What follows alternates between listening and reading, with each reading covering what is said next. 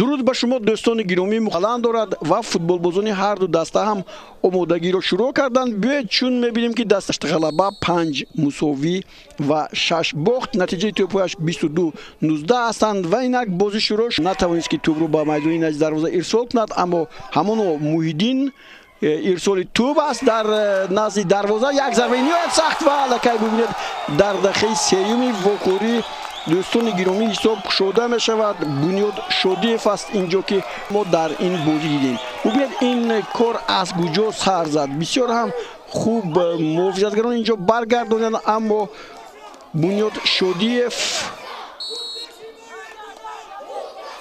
Холматов ҳам инҷо дар задани ин кор саҳм гузоштааст ва беисттар аз ин ҳолат Азизбек буд.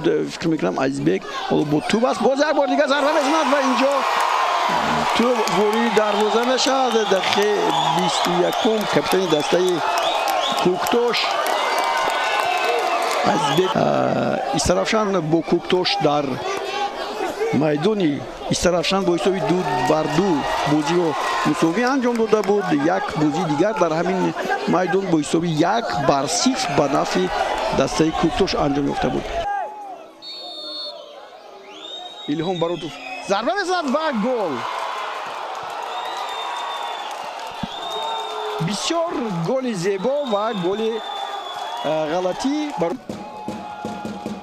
голи зебо, дар ҳақиқат голи ниҳоят зебо аст аз ҷониби Илҳомҷон Баротов ва Илҳом Баротов бо 10 тӯби задаш ба қатори хуб тӯбро нигоҳ медорад. ҳоло ин лаҳзаҳо тӯб аз майдон берун шуд ва довар нишон медиҳад ки вақти бозии байни дастаҳои Кӯктош ва Истаравшан ба поён расид.